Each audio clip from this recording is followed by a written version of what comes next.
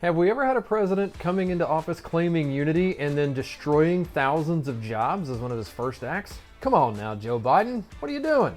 Joe Biden took office last week, and one of the first things he did was pay off a promise to the far left. He didn't listen to the unions, who Democrats typically listen to. He didn't even listen to the majority of Democrat voters, some 62% of whom oppose the thing he did. So what did he do? He canceled the Keystone XL pipeline. You've probably heard a lot about this in the news. This is a dumb thing. This was not a good thing that Joe Biden did. He promised, for instance, to have science at the table, at the head of every decision that he makes. He promised that. He even elevated science advisor, whatever that means, to a cabinet level position. I mean, science advisor is something right out of Star Trek. I'm perfectly fine with science, having worked at NASA for 8 years. But, having worked in science, I know that not all scientists agree on everything. Scientists bring their biases, they bring their backgrounds, they bring their own little pet peeves to science just as much as any other human being does. That's just a fact. So Biden saying that he's going to put science at the head of all of his decisions really doesn't tell you anything until you know who the scientists are. And one of the first decisions he made flies in the face of any science known to man in terms of pipelines and energy and the rest. So this decision that he made was canceling the Keystone XL pipeline. That pipeline, which has been controversial now for about 6 or 7 years, shouldn't be controversial at all. What does it do? It moves oil from where it's produced in Alberta, Canada, down through the United States to Texas to refineries where it would be refined and turned into products we use every day. Not just oil, not just gasoline, but plastics and other things that depend on petroleum to be made. For instance, the smartphone in your hand has a bunch of petroleum in it, no matter how you power it. If you're powering that thing off of a solar cell, you still have petroleum all in that thing. So Biden canceling this pipeline, the first effect it has is that it cancels 14,000 jobs, about 2,000 of those in Canada, and about 12,000 of those in the United States. When you stop projects like this that would bring cheap energy to America, you're going to hurt poor people first. So this transformation, this idea that you stop oil lines or gas lines, coal, etc., is somehow going to help people, it's really not in the end, because it's going to be the poor that suffer the most.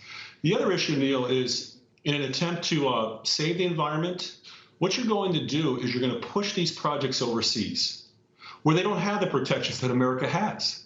And so you push opportunity overseas, you push jobs overseas, you push wealth overseas, you push revenue overseas, and you jack up the cost of energy for poor people. Makes no sense across the board.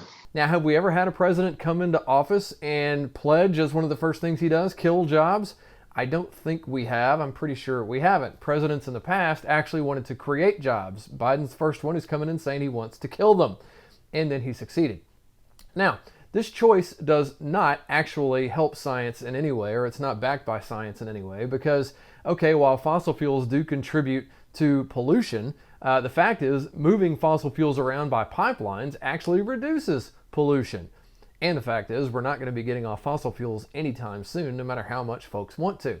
So how much pollution are we talking about?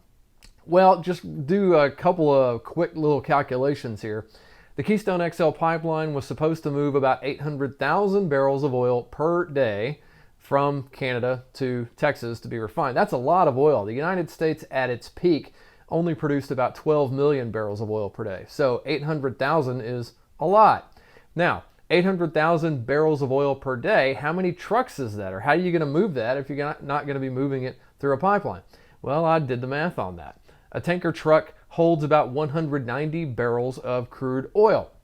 So in order to move 800,000 barrels of oil per day, which we would have to move to get that capacity down to the refineries from Canada to Texas, that's about 4,210 or so trucks that you would have to put back on the highways, clogging up our traffic and spewing out emissions as they're moving this product from about 1,000 miles from Canada, 1,600 miles actually, from Canada down to Texas. So that's a lot of emissions that you're putting back into the air. Now, no one thinks that the Keystone XL Oil is going to be left in the ground just because we're not shipping it in a perfectly safe pipeline from Canada to Texas. In fact, they're still going to sell it. They're going to pull it out of the ground because it's a commodity, and it's a valuable commodity, and it's one that the Canadians depend on. Thousands of jobs in Canada alone depend on it.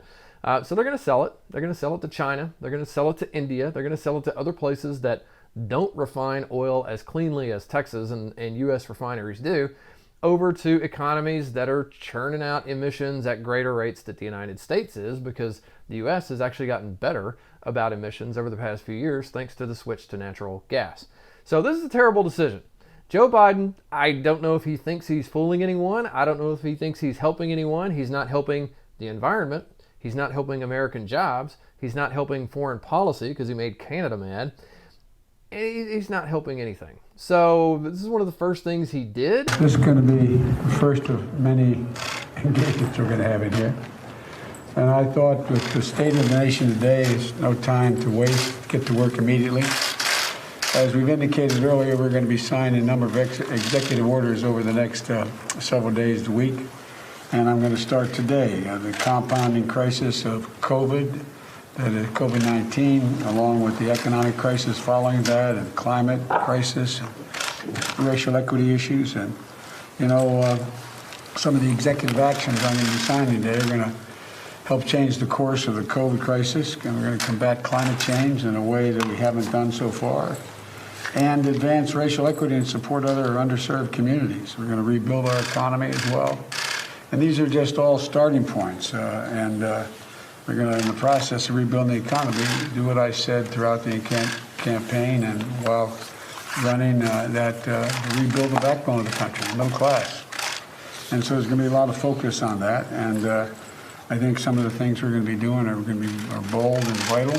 And there's no time to start like today. So what I'm going to be doing, I'm proud of today's executive actions.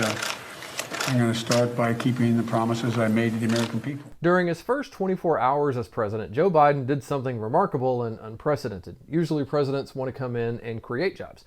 Joe Biden has come in and destroyed jobs, about 12,000 good-paying jobs here in the United States, to be exact. He's also hurt the environment. He's irritated one of our closest allies. And oh, by the way, he's probably made Putin happy because Russia now can sell probably more oil and natural gas on the international market. And we won't have that because we don't have that pipeline coming across from Canada to the United States, a perfectly secure source of oil. I don't know what Joe Biden is thinking. Certainly he's throwing a sop to the far left on this, but he really should have come in trying to unite the country as he said he would. Instead, he came in killing jobs. Is this how we're going to start off the next 4 years? Come on now. I'm Bryan Preston.